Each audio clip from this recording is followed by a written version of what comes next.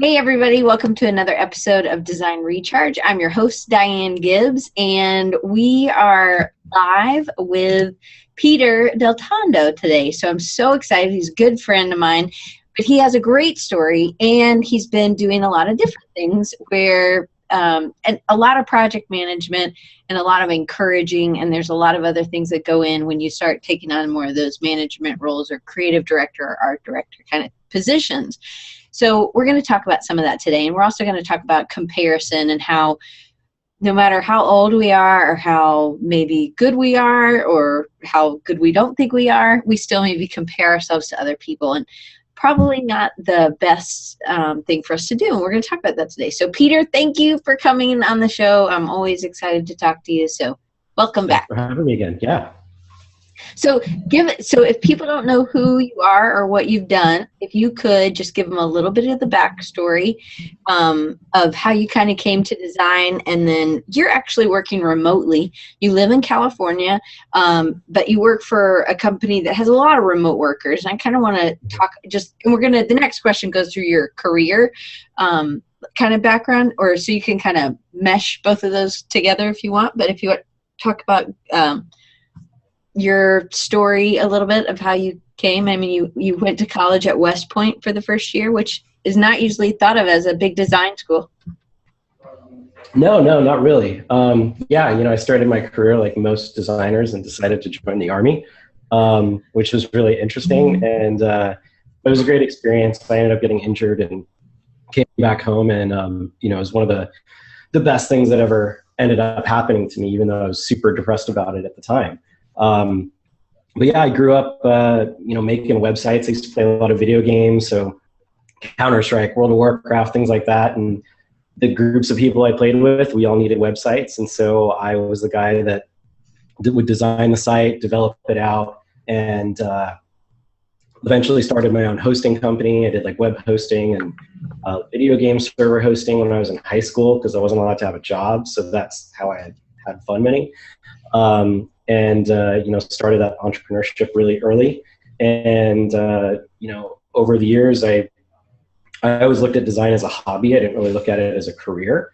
And when I came back from my injury from West Point, I went right back to it. I started freelancing, and I was building websites for people, and I was working as a manager at gym facilities, and just kind of realized like, hey, you know what, I enjoy this. I should make this a full-time thing. And so I went to design school and, went through the whole process and started my career that way. And so I started working initially in a church. And so we did every possible kind of graphics imaginable. We did print, we did web, we did a lot of large format printing stuff. And it was a great experience to get that, like, I probably learned the most there than any job I've ever been at, because we did everything. And, we had 4 other church satellite campuses. So we were doing a ton of work across like 4 really talented people. And so it was great for me to be a sponge and just learn from everybody.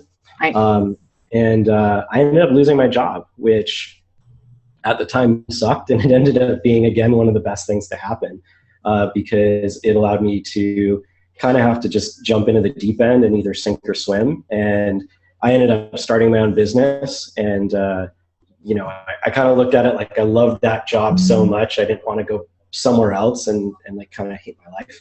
And so I went into business for myself. And along that road, I know we've talked about it a couple times, and I talked about it at CS, so I won't go into too much detail, but that's where I met Mike Jones, and that's where I got connected with Creative South and everything. And it was just a great way to kick off my freelance career, and to work with Mike and Rob and Lenny and those guys for several years on my own, and then jump back into the agency world and started kind of taking the skills that I learned all throughout my life and kind of career to start leading design teams and work along some really talented people, and that's kind of where things have progressed to where I'm at now. So one of the questions I asked you I'm just interested in, because I guess I'm interested in what kind of builds us, what makes us as a person. Mm-hmm. And I said, I know you played sports, you played golf. You actually got a golf scholarship to West Point because they're so known for their golfing. Super known for golf team. Yeah. But you got this golf scholarship, right? But so you were always part of a team. And I was like, well, really, like the role you have and the role I've seen with you, because we are both on the Creative South team, you play this role as somebody very dependable, somebody who is always going to say what they're going to do, and then you get things done. So you seem like you're okay at delegation. Like you're not going to just take it all on yourself. You're going to like find the right person. So I asked you, I was like, wait, did you play sports as a kid? And you said yes. And I was like, well, were you always a leader on your team? And now granted, everybody doesn't always have to play sports. I mean, I played sports and I danced or whatever, but I think some people are more, it doesn't have to be sports. Like say you did something with gaming, but it was like you were like the ringleader of your friends doing that. So I think some of that sort of plays into figuring out what your strengths are. And it doesn't mean that if you weren't the leader or the ringleader of your friends, it doesn't mean that you're not a leader or that you don't have any strengths. It just means that that might not be one of your superpowers, right? So, yeah. So talk a little bit about that maybe. And because I normally, going into the military now there are definitely designers I know and love that are from the military, and I actually think that's such a neat place. So just, I guess, talk a little bit about being a leader, because I think that even when it was just like you, Mike, and Rob, you were kind of taking that leadership and like making sure people, do you know what I mean? Yeah. I mean, when we used to work together, I was kind of like the unofficial project manager on stuff. Right. And I think for me, I think it's just been learning experiences from just like running your own company or something, or being a freelancer. You learn the things that you should do and shouldn't do. I think I just try to learn and absorb from people on different leadership techniques and whatnot. And I think West Point was a great place for me to learn a lot of that. And granted, I was only there for a very short period of time, but I think I told you before, one of my cadre, like he was the calm, collect, and kind of guy. But like if you screwed up or if our squad messed up, man, he didn't have to yell at us. He just had to say he was disappointed, and we were like heartbroken about it. And then I remember another one who just yelled and screamed, and we tuned him out. Like nothing he said was important because all he did was yell at us, and that was his only way of motivation. And I think with management and team leading, you really have to find and discover what people's like the love language is. Everyone you have to talk to differently on your team. There's certain people that I can say, hey, this just isn't any good and we need to scrap this and start over, and they're not hurt by it, and like we just move on. And then there's other people where you might have to learn to say things like, did you try this color instead of that color? And that's really saying this color is terrible and we should use something else. But how you communicate with people is very important and very different. And I think it's what will lead to either people respecting and following you or resenting you and not looking to do that. And I think one thing that we do really well at Mossio, not just myself, but like the whole team and the owners, is that everyone has that like leadership, I don't know, it's not a meme, but like if you're going to be the leader, you need to be the person that knocks down the door and goes in first. And like, I feel like we have that approach here. Everybody on the team, owners included, are still active in the design or development process. And so we're all involved, and it's not just kind of worker drones going out and doing things. And because of it, there's a different level of respect and admiration for everybody. And I think that makes us as a team a lot stronger.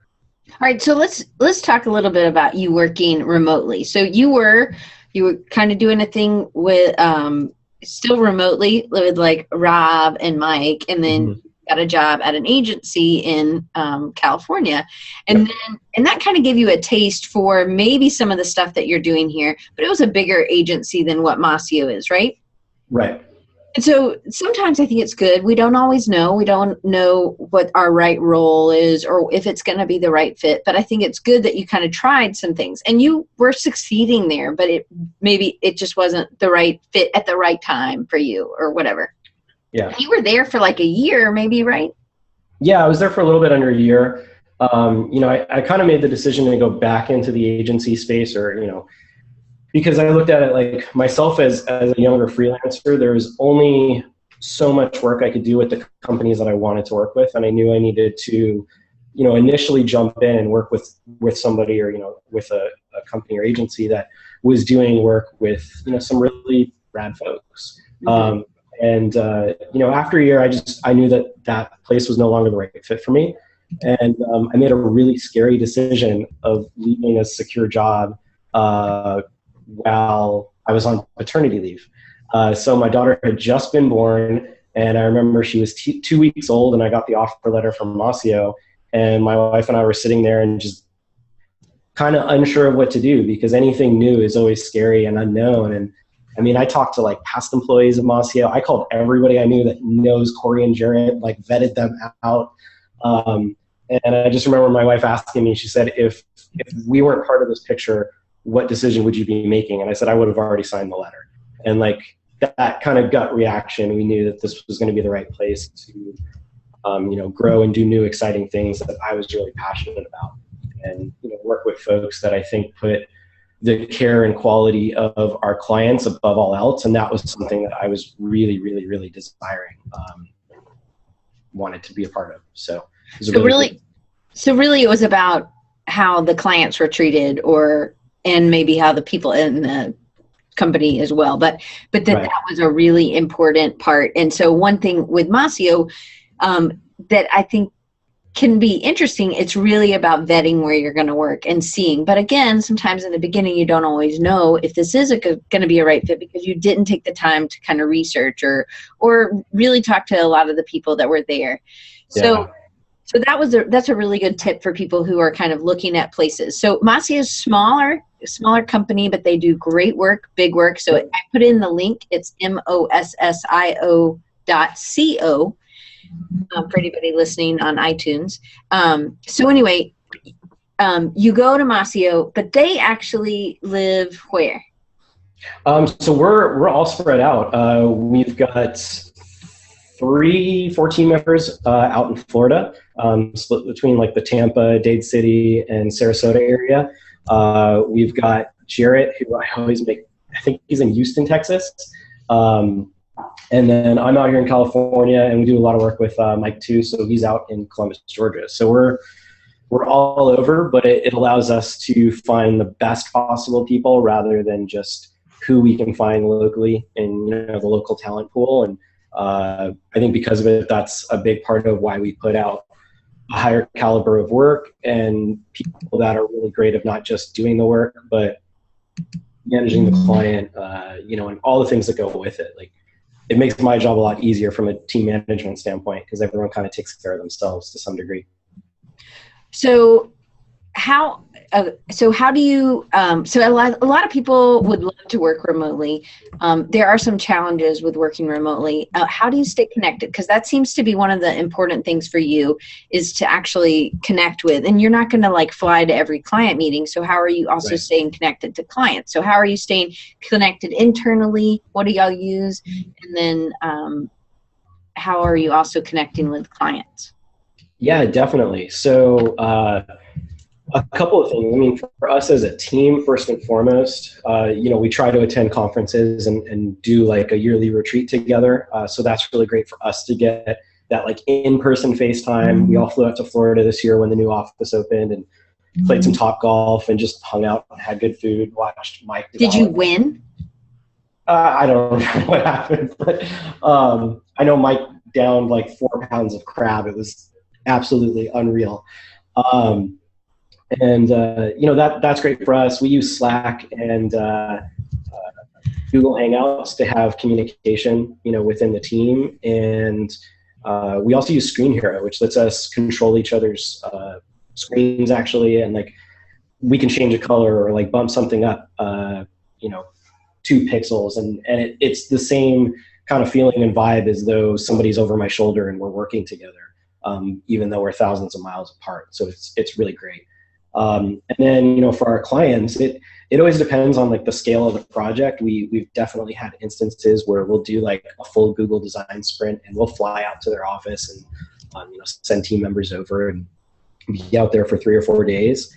But you know, with all of our clients, we always do daily stand-ups and weekly retros, and you know, we give them full transparent access to all of our project management tools. We talk to them in Slack and everything. So we're really open, transparent, collaborative with our clients. And I mean, I think it's actually been a lot easier to do it that way than even working with local clients in the past, because I don't know, you end up like waiting a week for somebody's availability to schedule a meeting, and you're kind of dead in the.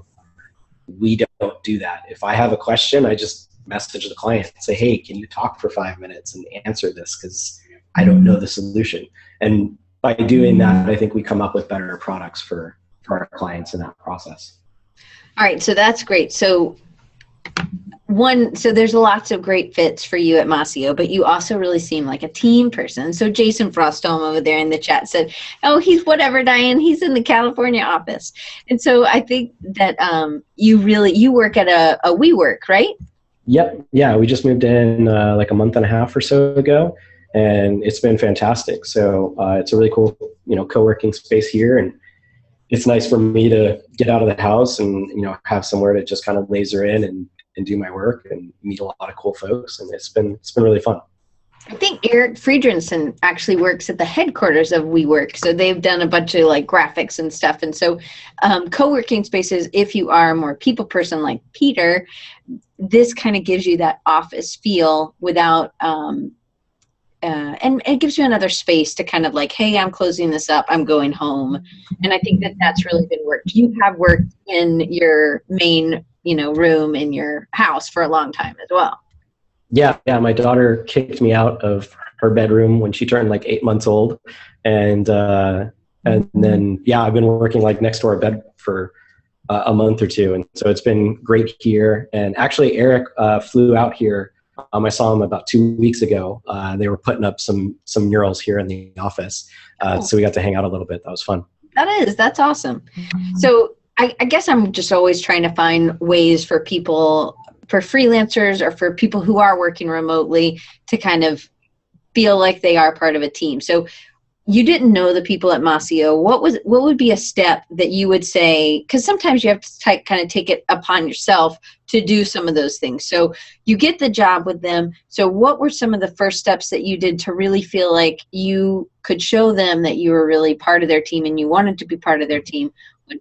I didn't ask you this. This is not my questions. I just came to my head and I thought, it might be good. Maybe. Yeah. So do you mean like once I came on board and started, or right. or Right. I think a big thing is, especially when you're remote and you're not always like hanging out next to each other all the time, is just talk to people about things that don't relate to work. You know, Jarrett and I, like, we go back and forth all the time about like little tech stuff, like email programs. We're constantly, hey, did you see this one added this feature, this added that, and you know, what's going on with your family right now? Those are the kind of things that create a bond between people. Mm-hmm. If all you're going to do is silo away and just do work, and that's all you talk about, that's not really you know, the same kind of relationship, and you don't have those same friendships. So when I first came on board, I mean, I was just chatty Cathy and you know, just kind of immerse yourself in the team and get involved in that stuff and get to know people on a deeper level. And I think people will work harder for you and with you when you do things like that. Yeah, I think that's great advice.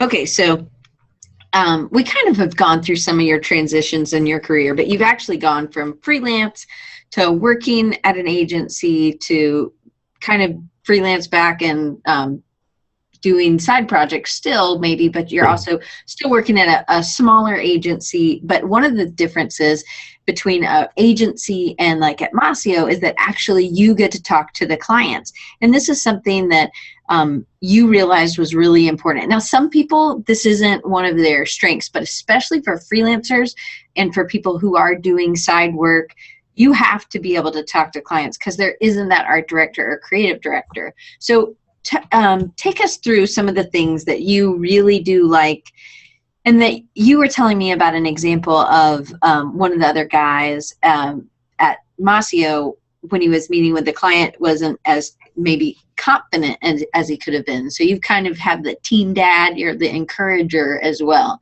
So can you kind of share that story and then talk about why it's so important to be able to talk to the client? Yeah. I mean, I think that's where, it's my job to lift people up on the team and give them the support and encouragement, to have the confidence. And when people come on board, even for me, when I first came on, I've done, hundreds of sales meetings and pitches and things like that, but it was a different process to like be directly in front of the client at all times. And, I think as we've seen, when people come on at first, it's like, we start checking internally, like, hey, is this okay? Is this approved? And it's like, yes, we trust you. You're the expert at this. So you communicate that directly to the client. And I think that's where for us, I find that we complete our projects at a much faster pace than a typical agency would, because we don't have that runaround or the game of telephone of like a project manager who's not a designer or not a developer and doesn't really know how to communicate that either back to us or back to the client. And you like circle around and it just kind of becomes a mess. And so we just eliminate that, and everybody on our team interfaces directly with the client. And so every day we talk to them about, what did we work on today? What did we work on yesterday? What are we doing moving forward? And if we have problems or blockers, like we just address it directly. And I think the big thing for us is just, making sure we communicate things to let the client know that we're always in control of the situation, and that, we're doing what's best for them. And if there's an issue, like we're going to find a solution to it right away and correct it. And because we meet with our clients every single day, things get fixed in a 24-hour period. Things don't go wrong for long.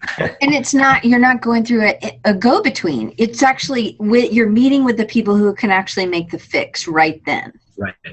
Yeah, exactly. And so it makes it really simple, because, we try to keep our meetings short with clients, but every once in a while it's nice to be able to like, hang on, let me share my screen. Like, let's go through this and let's make sure I'm understanding it correctly. And, that doesn't usually happen in the agency world. And I think that's where, a lot of times when I meet people and we're talking like the sales process, they're like, yeah, well, I worked with this agency and I had this really bad experience. It's like, I get it.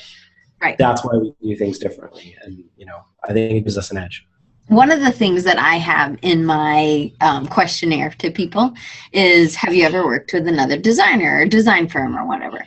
And I always say, if so, what was it like and where were their problems? Because I know that we need to be specific, and I need to make sure that I don't do those same things.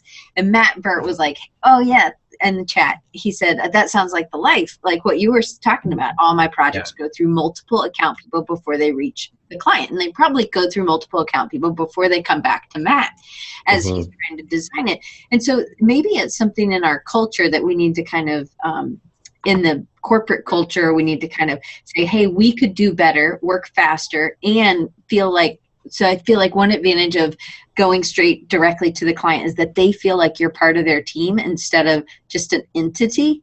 And I feel like, and that's a huge, and I also feel like when you have a specific, David Breyer, who I've had on my show a lot of times, he's a really smart guy. And I think he's one of Deborah's mentors. He talks about, he doesn't do design by committee, which Jason Frostholm just said design by committee sucks. And it definitely does. But if you say you went to a corporate or a company or something and they were like, well, we are going to have Judy meet with you, and then Judy's going to come back and do whatever. And really, you just need to meet with the whoever instead of going through Judy. What would you tell them? Like, how would Mossio handle that so that we could, kind of like forget, it's like they're going to zigzag across a bridge that could just be a straight bridge. Mm-hmm.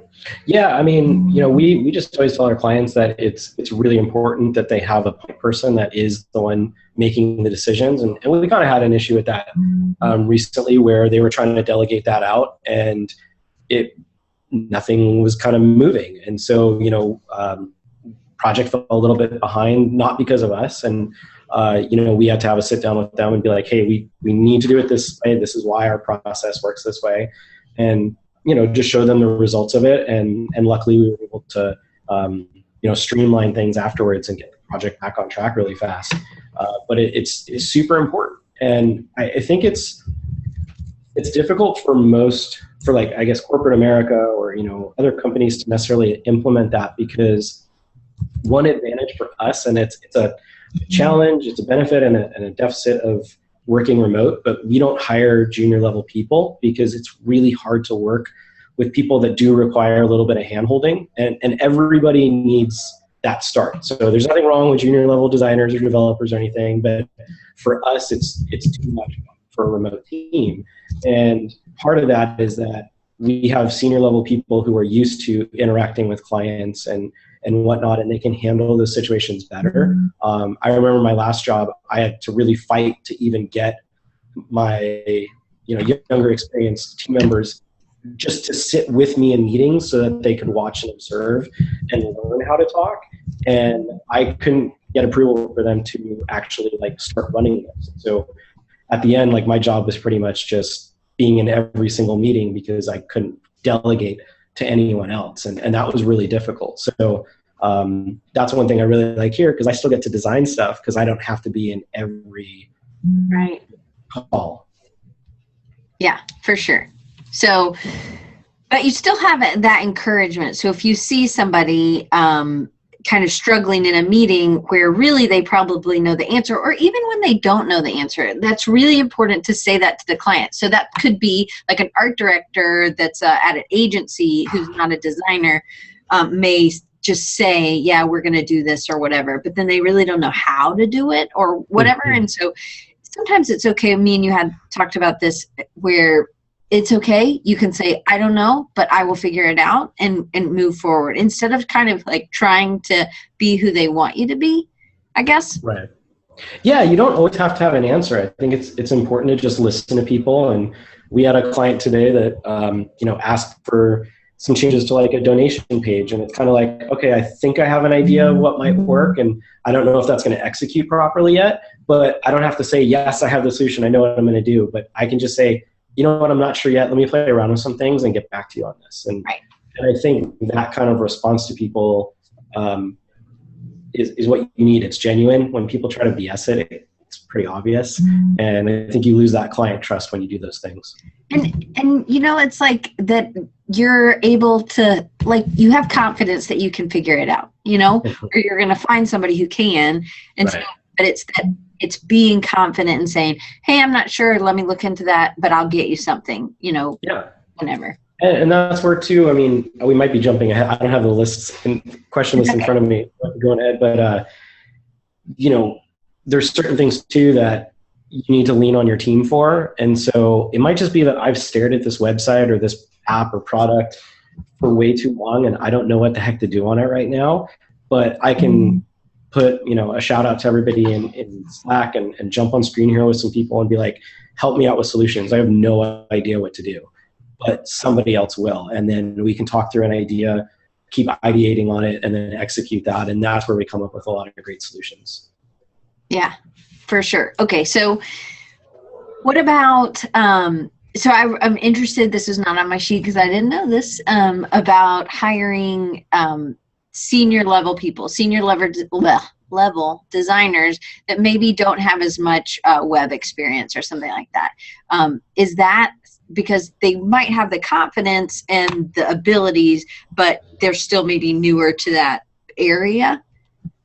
Yeah, I mean, I think there's a little bit of wiggle room in stuff like that, but ultimately we're looking for senior level experience, but also from a design shop standpoint, not somebody that's transitioning from illustration into UI UX, but has a stronger foundation in that. Just because we scope stuff out on certain paces and things like that, and it's difficult if somebody's going to take maybe twice as long to do it as somebody else on the team, or that one of us has to kind of pull off of a project to assist them through it a little bit. So we want to see that they've been through the ropes and that a little bit before. I try to, when people come to me and say like, hey, I want to work at Mossio, but I'm not there yet. Like I've actually saved a reply because I have this like big long list of things that they can and should do. And, I say, go do these things and come back when you've got this to show us, rather than, bring them in when I know that they might struggle or not work out. So I try to set them up for success before. But like you are not super old, like you're not like me. But and Rob's was pretty young too, so it has nothing actually to do with age or actually experience, but or number of years. Like it's not like everybody's like they've worked in that web for 10 or 15 years. It's actually about proving, having a number of projects that have done these things and you've proven your track record, right? That's what you mean by senior level and not necessarily number of years. Yeah. So I use that term loosely. I don't mean like you've had 8 years experience. No. But I think that's what people think. And so I actually think what you just said was, hey, do these things and then come back is really important. And Jarrett over there said, old woman alert. Yeah, I'm 43, people. Okay. Yeah, I just had lunch with someone yesterday and they asked me like, what should I do to like be more hireable and have my work out there? And I'm like, just have a really great portfolio. I need to load up your website or load up your deck and in 5 seconds have something that says, oh, wow. And then we're going to keep talking. But I mean, most of the applications I get, like I close it out and will reject it if I see that the quality is not there. And that's most important. I don't read the resume until I go through the work and deem if that's what we're looking for first. But it's not just one. You have to be a proven track record that you can. Not all are going to be huge wins, but you have to have multiple wins over a time period that's not like 30 years and you only had 3 wins, Right.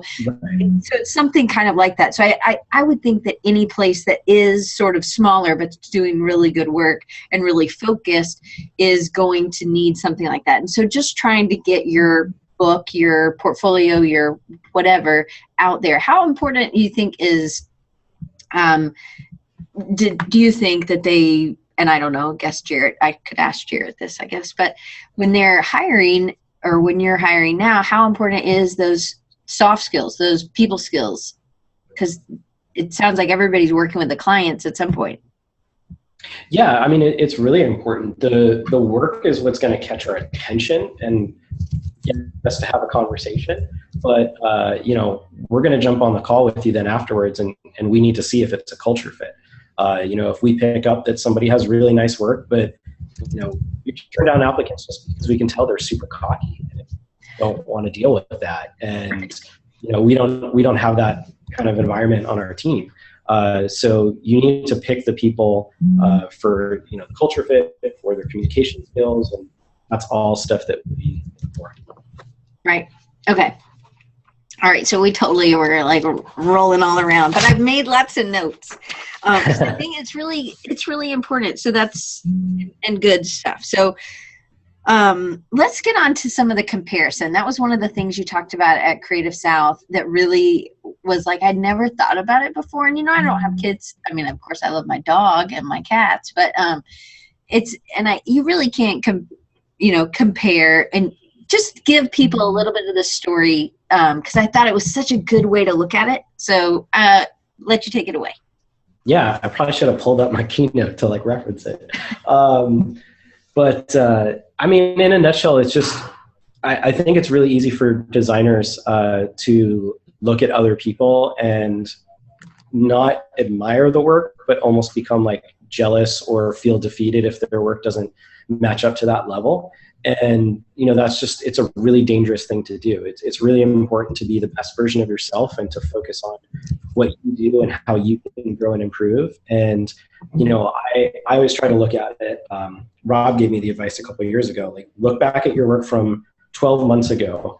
And if you look at it and kind of go ew, that was gross, you're still moving in the right direction and you're improving. And so you want to see that kind of personal growth from yourself. Don't look at other people's work and just say I'm never going to live up to that, because it's such a dangerous mindset and it becomes depressing and debilitating. And I kind of fought that the first year I went to Creative South, I think 4 years ago. At the time, I really loved hand lettering, I loved illustration, and I wanted to take a stab at focusing on that.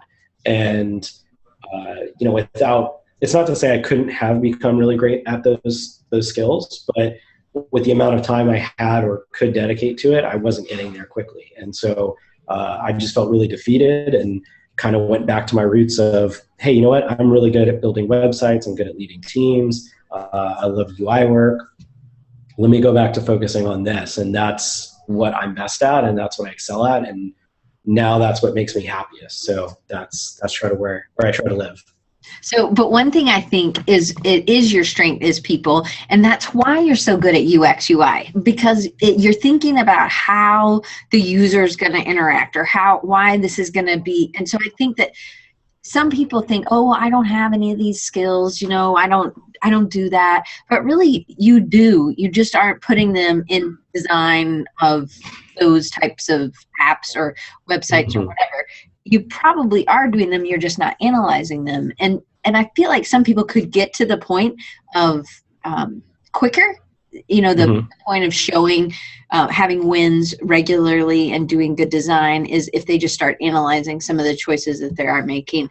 And because I think that bridging that from being like a print designer to doing more web or UX UI stuff, I think when I teach UX UI, I talk about, I've talked about this before, giving people change. Like when you go to McDonald's or wherever you shop for hamburgers, whatever, fast food, right? These people don't really care. They don't really care who you are. They're not asking how you are and whatever, right? They just are like, give me your money.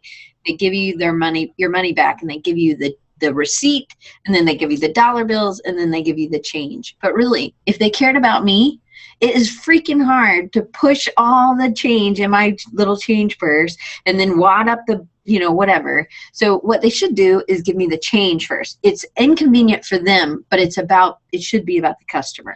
Change first, then the bills, then the receipt or whatever. And I really do. I really think that it's asking some of those questions about the user and how you vet why it's important, or you know what I mean?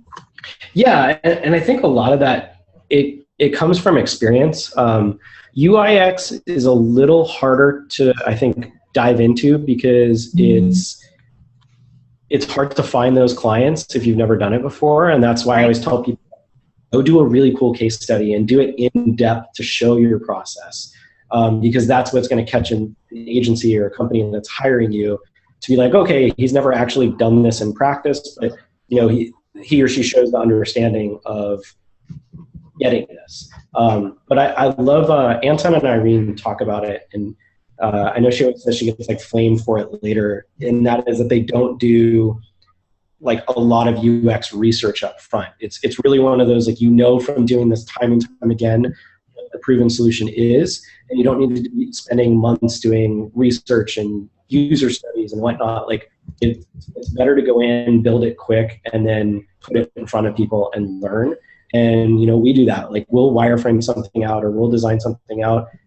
Team goes through it and we test it, and then the client goes through it and we test it. And I show everything to my wife. Like she probably should be under NDA on some stuff too. Like we go through, and if she can't understand it, I have to think of a new solution for it, because it should work in a way that anyone can pick it up and utilize use the product or the website. And it be intuitive. I mean, yeah. Of how something works. But like there's UX UI on a newspaper. There, Right. Used to be people who read newspapers, or even any book, even any publication. UX UI has been around. Like you need people to understand what's important and what's not important, or what's secondary, and then be able to skim through to get to what they needed to do. Publication designers are great at this because they deal with a lot of information. So it's like if you're trying to bridge that gap, then maybe it's time to do these case studies or something. Some people, I just feel like they're been in the industry too long and they can't make that step or make that leap or try something different. But it's like, I also feel like, I hope this, at least, I don't claim to be an illustrator, but I'm trying to be an illustrator, and I just feel like, you know what, you just have to put your mind to it and just try. And you can be, but it just takes practice. And maybe one of the things is that people don't want to put in the practice. I've already put in all these years. I don't want to have to start at the bottom. And maybe they don't, but there's no way to get to where they want to get to the top of that rung, of that ladder, if they don't start at the bottom. You can't just jump ladder to ladder. Yeah, I mean, with anything, like if I wanted to be a hand letterer, I would have to dive into that and practice and, you know, get immersed in it. And I want to give a shout out to Matt Wally, who's another part of like the CS group. I remember coming from the airport shuttle back from CS this year, and he was mentioning he wanted to get more into UI work and study that. And, you know, he'd been more on the branding and illustration side.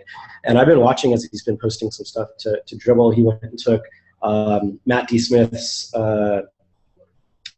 like wireframe and illustration, or like he teaches you how to wireframe in Illustrator and do a lot of the UX stuff. And it's been cool seeing what he's been coming up with and seeing how he's grown. And that's the kind of like motivation and drive that I want to see from people, that they go out and, you know, talk the talk and then start learning and playing around with those things, because you can totally learn it. You need to dive in and immerse yourself. And then you also have to show that you can do it. And we are a visual, so it is doing some exercises on your own and producing something to show. So yeah, and there's times when it's just like fun. I mean, I know some of the stuff I sent you, like the movie slides, that's horrible, you know, from a UX standpoint. Like, it's not necessarily practical, but it was really fun and I had a blast doing it. And so I'm not going to apologize for it, but I wouldn't build it that way when it comes time to actually make the project.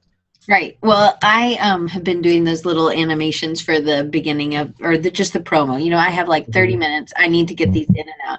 Am I an animator? No. And we just hired an animator, and he's like, "Do you want my real opinion?" I said, "I know what your real opinion is, your professional opinion."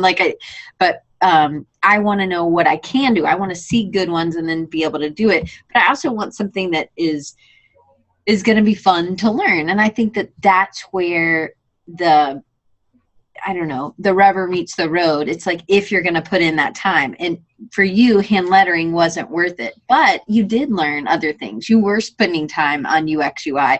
And Russ over there, Russ Pate, said user experience is product-based discipline. A lot of people commonly associate it with web or app development, but it isn't. It actually is a lot of things. How is this going to be used? I would think industrial designers do a lot with user experience as well. Yeah, and Russ is somebody, I want to give another shout out to Russ, because he and I have been talking a ton over the last couple months, and you know, he was doing a lot more kind of general design and some web design, and really wanted to get into development. And he went and took this immersive 4-month course at Yard House and came out, and now he's a, you know, developer engineer. Like, that's the kind of thing that people, like, you can do that. You can pivot and change direction. You just got to dive into it. Yeah, and he was working 40 hours a week and then doing this on the side, and he actually sacrificed going to Creative South last year, which we missed you. I missed you. But I'm glad you'll be back next year, hopefully. But he got a new job and he moved and he's just rocking it. So yeah. He said he missed us too, just so if anybody's listening and we're not just like stalking Russ Pate. So, he quit that job for that course. Okay, gotcha. We got it. Okay, Russ Pate's awesome. P-A-T-E, if anybody's listening. Okay, so let's move.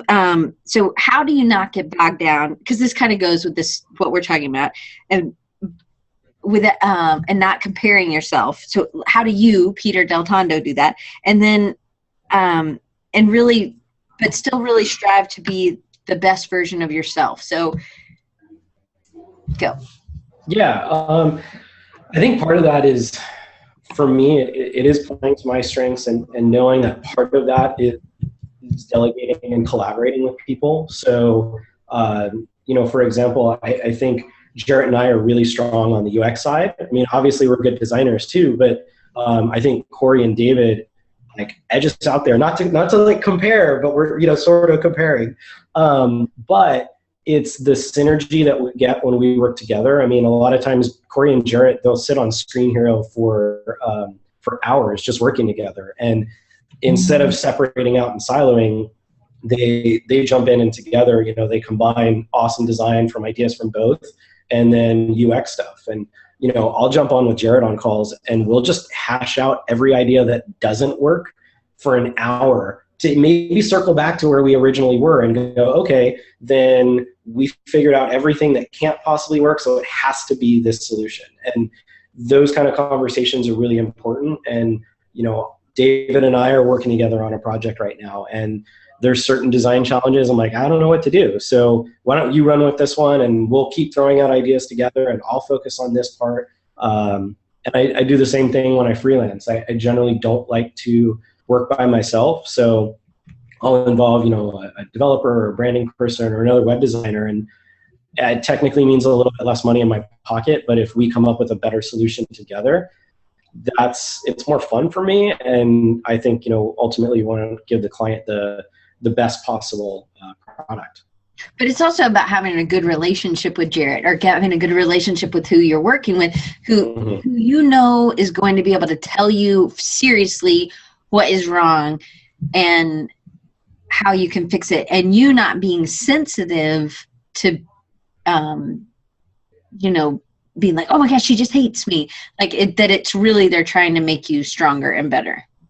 Yeah, and I think it's really important to recognize what your strengths are and your weaknesses. Like when we just did employee reviews recently, and I asked everybody, I'm like, okay, what's the thing that you feel like you're weakest at and want to improve most right now? Because I need to know where you feel like you're falling short so I can work with you and help improve and build that up. And at the same time, a combination of like, give people things that play to their strengths, but also giving them things that like put them in an uncomfortable position to where they have to, you know, kind of rise to the occasion and do some things that are a little out of their comfort zone.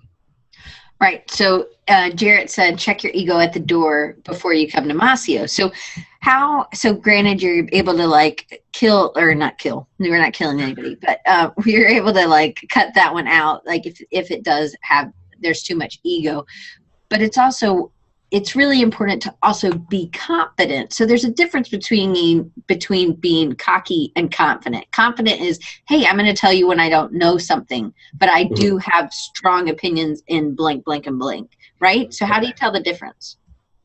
Daniel, I'm not going to read it, but it says that. Yeah, sure. I kind of feel like it's one of those things where, I don't know, you ever like look at somebody's Facebook profile and you just like feel like you know that person? It's that same kind of thing. You just jump on a call right away and you just get this vibe. And like we like to do this thing where all of us are on the call when we interview somebody and nobody says anything. And then generally what will happen is we'll kind of like all blindly give our feedback on it, and you'll quickly realize everybody had that same like impression. And, you know, we have like a veto system. If anybody says no, like that's it doesn't fit. So, you know, we work really hard to find the right people. And I think that's why we keep people really long, because we have good people. Good. That's right. Okay. So, all right. So let's go to project management a little bit. So as a freelancer, because a lot of people who listen are doing side projects, how do you know when you have to say, hey, I can't do this yet, or I can't do this right now, and so that you're not just taking on. So really the question was, how do you, some of your strengths, because this is one of your strengths, is not taking on too many projects at once. And how do you think knowing your strengths plays into your ability to know how many projects to take on at once? Yeah. I mean, it's really, it's kind of delicate, and it's something I think everybody has to learn for themselves over time. And you kind of have to fail at it a couple times to realize what you need to do differently. And that was something I learned a long time ago. I mean, when I ran my own company, I would not have been a good freelance, or not been a good remote employee at the time. I had to work through a lot of things with that. Like why? What did you have to work through?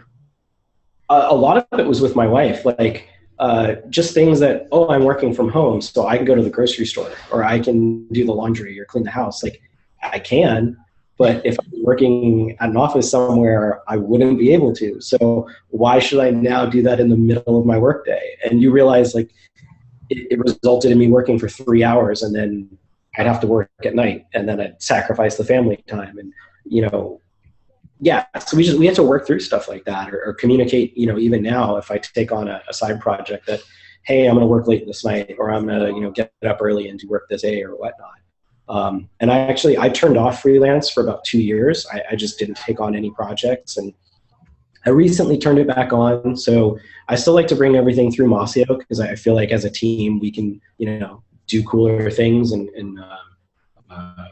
it's fun working with them. But if we have projects that, like, don't meet our minimum or aren't a fit for the type of work we want to do, I still want to help people out, and my family and I are trying to save, for stuff. So I've had to figure out how to balance that so that I don't affect, obviously, my work performance and whatnot. And what I've learned works best is basically doing like a calendar block schedule. So I'll put it up on the calendar, and I know if I'm going to work 6 hours over the weekend and I work 2 afternoons for a chunk of like 2 hours, I basically have like 10 hours a week, and it's going to take me X amount of weeks to finish a project. And so I have that on a calendar blocked out, and I know that I can't start a new project plus or minus maybe a week until that is completed. And so that helps me space stuff out and time things to know that I'm not going to get, overexhausted and lose my mind and not sleep. I'm very, very careful with that like my work never affects my family. So one of the other, what? I said I could go crazy and just kind of like throw that caution to the wind, but that's not my priority. So one of the last things that I want to talk about that was in kind of when we were talking about this the other day was how you they prepay, right? People are prepaying per week. So if they aren't paid, then you're not going to do that work. So can you talk a little bit about that? Because I think that was really interesting. And I was like, oh, well, don't you feel like people have to work up to that point, have, freelance business for a long time before they can do that? And you said no. Yeah. I mean, I think some people, like, as you're just starting out, sometimes if your concern is more getting some work to show, go for it. But I think ultimately, if somebody's going to hire you because you're a professional and because you are, the expert that they're coming to for something, you have to remember that they're not your employer. Like, you are your own boss in that regard, and you have to set your terms of how you work. And I've had companies or people that have come to me and say, oh, that doesn't work, I want to do this instead. And it's like, okay, I don't work for you. I'm not comfortable with that. I'm not going to go spend 2 weeks of my life working on something, and then I have no guarantee if you're going to pay or whatever. So, I always do a deposit up front, and then, I'll bill kind of like a retainer model, whether that's weekly or monthly or whatnot.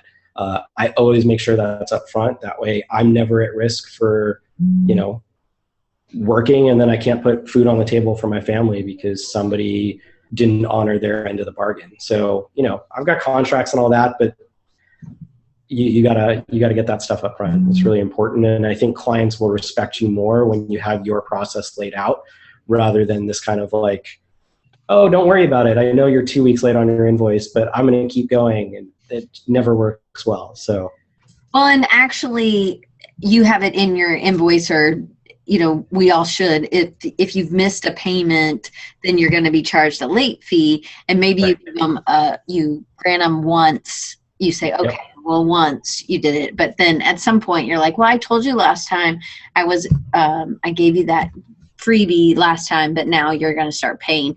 And I think maybe sometimes we don't hold their feet to the fire in that regards.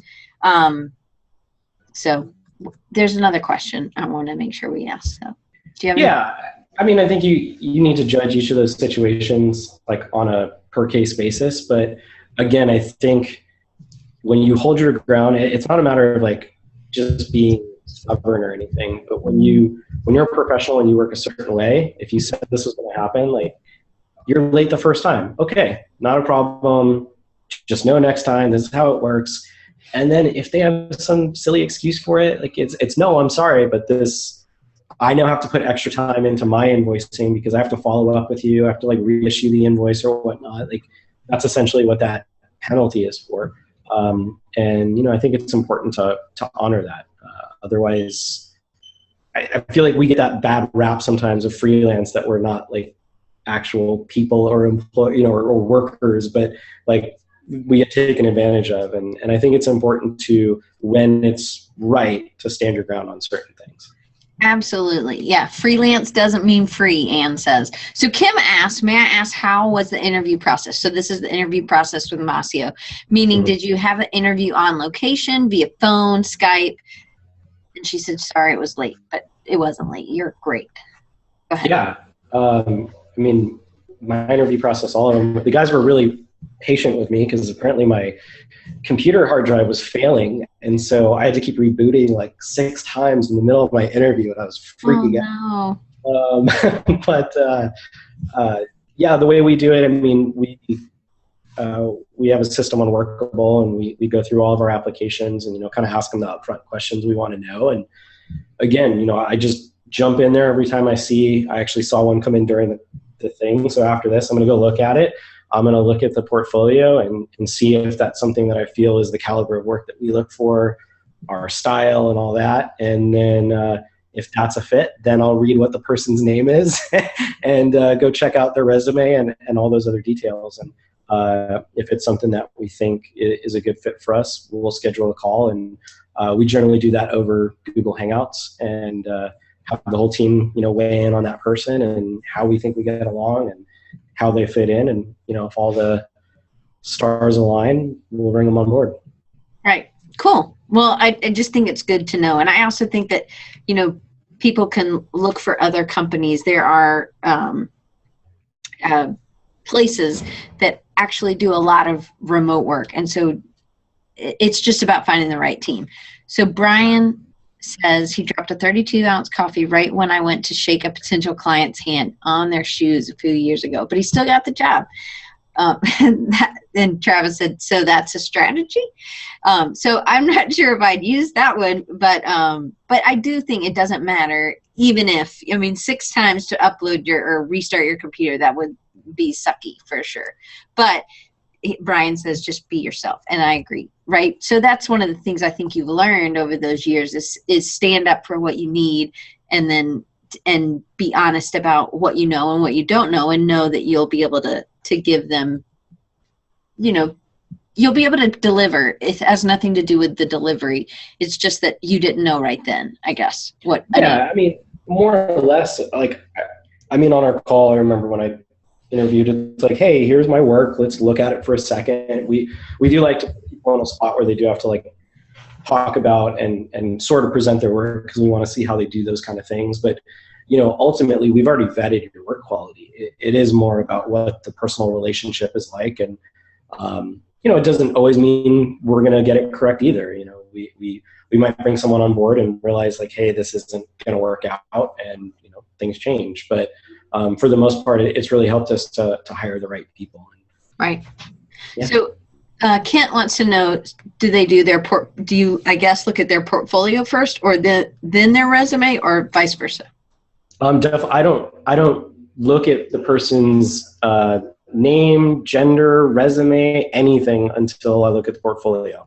That's the first thing. I literally skim past everything, go to their Dribble page or their online portfolio, and I check that out. And if that isn't enough to, entice us to want to talk further, I move them to the sorry bin and go from there. It's really all about the performance and quality. At Mossio, we find a lot of our clients actually come to us because they love our work and our style, and it's kind of like, hey, can you make us look like that?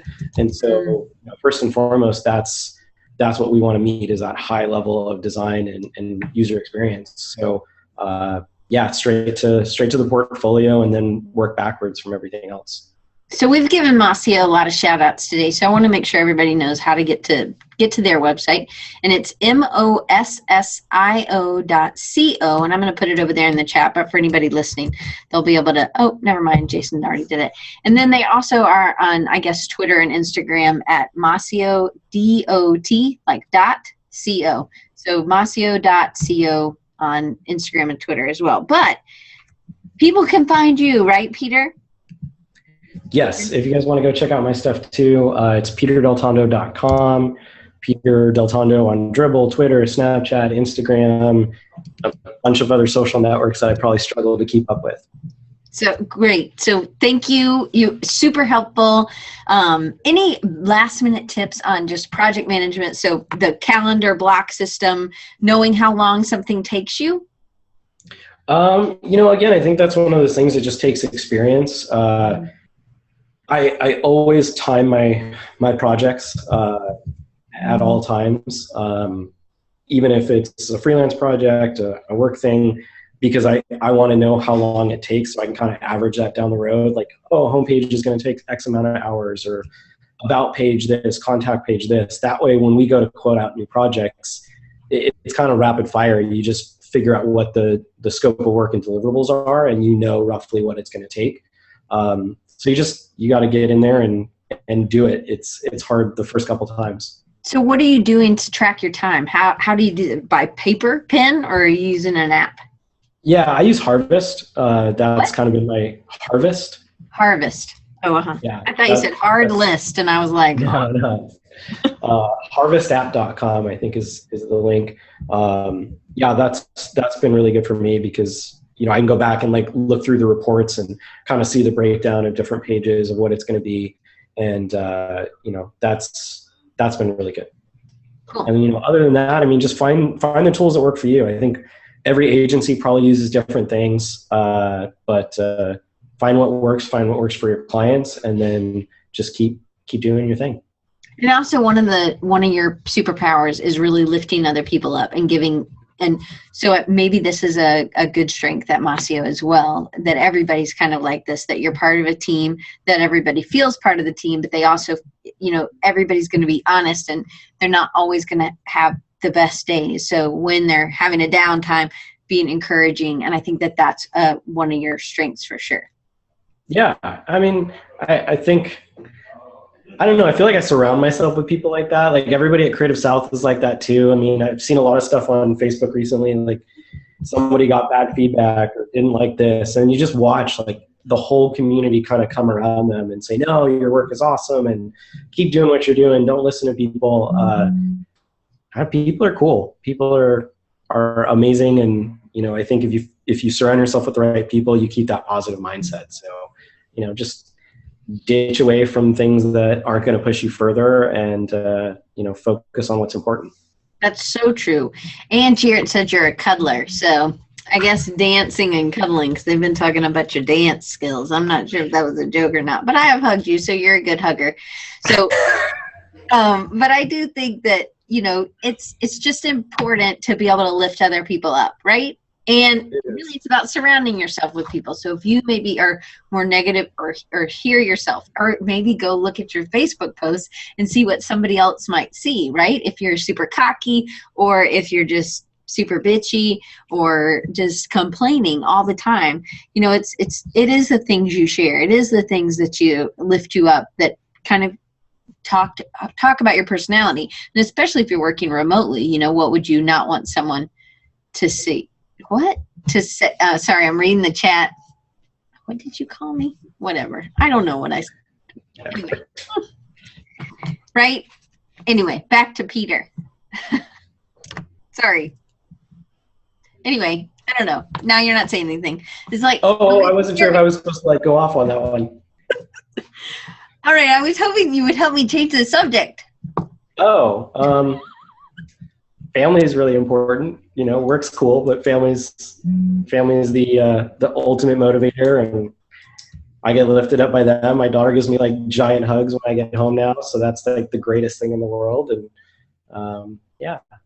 Right. Okay. Well, I think those are good. I think having Kelly to be supportive and not just have to do the laundry, right? That's been another a good thing about getting out of the office as well, and just having understanding of that when I go home, it is, my whole family's time. And I think that's smart to be able to do. Close that door. Yeah.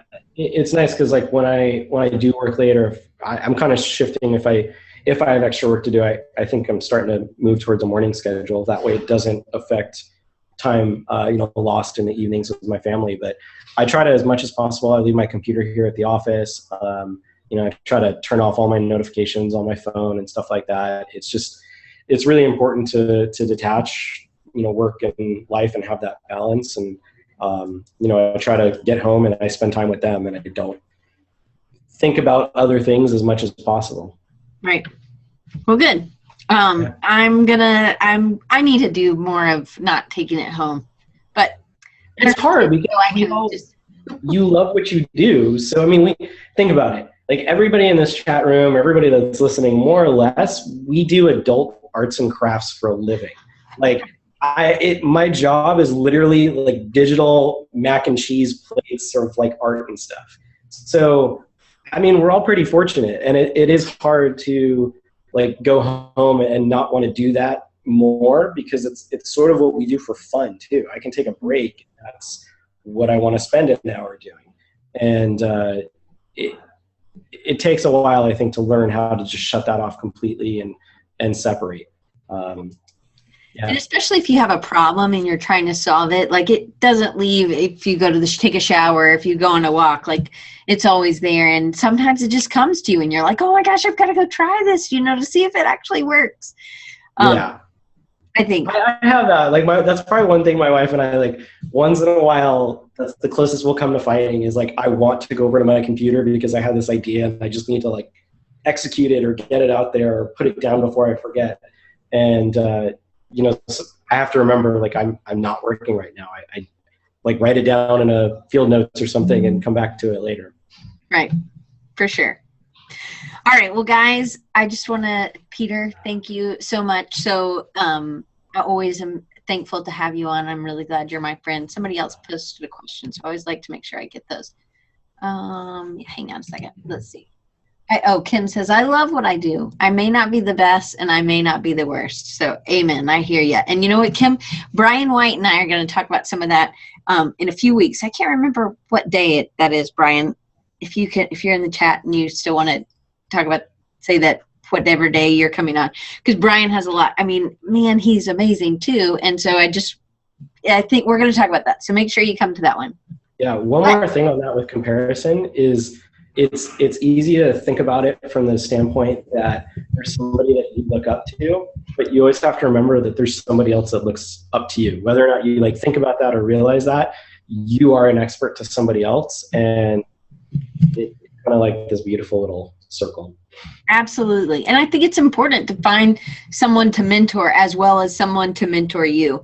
So someone to be your mentor, but then someone also that you can mentor, because I really, really do believe, and it's good. Like Matt Wally has helped me a ton. Brian White has helped me a ton when I get stuck on something. And it's just really, it's good to have those people. So Daniel says, who's your mentor, Peter? Oh, I have a ton of mentors. I think I have different people for all different kind of things. Like I always look at it like it's like a Knights of the Round Table, and for this kind of thing, I go to that person. I still learn a ton from Corey, Jarrett, Matt, Lenny, Rob. There's always somebody that is going to teach you great things or that you never thought of. And also, when you start mentoring and teaching somebody else, I think you learn a lot as well, and that's really important. Because you always have to keep growing. As soon as you stop, you become a dinosaur. Absolutely, for sure.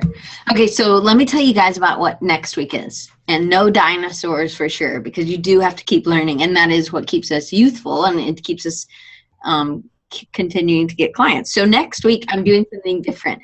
So normally I would take the first week of school off because it's a little crazy, and being interim chair is even crazier on top of all that. So I can use prayers if people are praying people.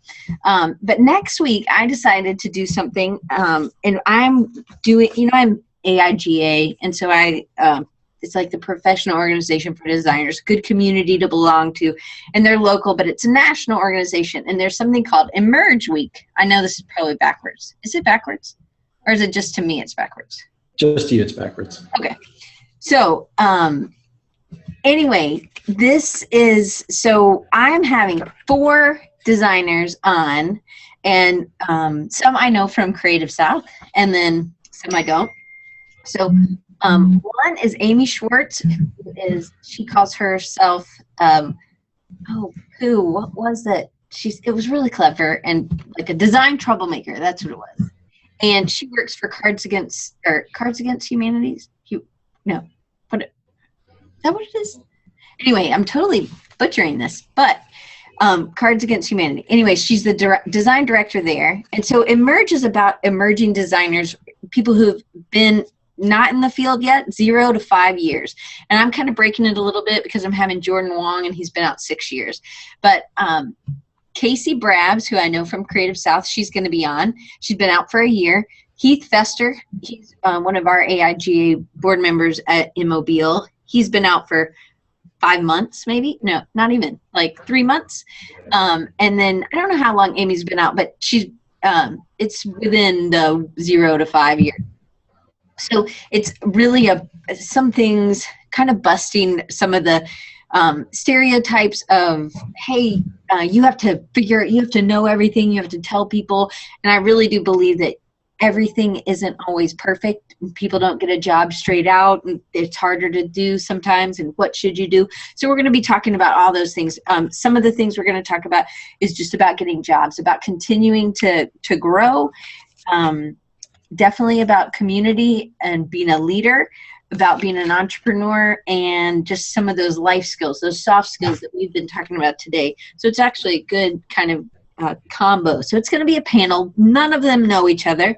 So it'll be the first time I've had people on that didn't know each other. So I'm just going to act as like a moderator, and I'm going to ask 4 or 5 questions, and then they may or not all answer all of them, but that's what it's going to be about next week. So Jordan Wong, Heath Vester, those are our guys, and then we got a girls to guy ratio, 50-50. We got Amy Schwartz and Casey Brabs. So I'm excited. I hope you guys come and support them. And so there will be multiple promos going out. And if anybody gives me good feedback on what I can do to make those better, I so appreciate it, because again, I'm totally learning, and it is a little scary when you're learning to put stuff out there, but I just feel like, hey, you know what, you got to just start somewhere. Because you know who really taught me that? Bob Ewing. He just started putting stuff out there. He put stuff out there, and now look where he is now. But he did it, and so I'm just doing it too. So some people might be like, you should stop doing that, Diane, but oh well, that's what I'm doing. So I hope you guys will come same time next week. If you sign up for the email, you'll get the questions early. And thank you guys for emailing me back. Everybody who did email me back, I really appreciate it. So thank you guys, and I'm super excited that we got to have you, Peter. So thank you, and I can't wait to see you at Creative South in April. It's getting closer every day. Yep. And if anybody's in Orange County, come see Design Disruptors tomorrow evening in Irvine. We're going to go see the screening, so that's going to be really cool. Cool. Awesome. All right, guys, thank you so much, and I will see you next week.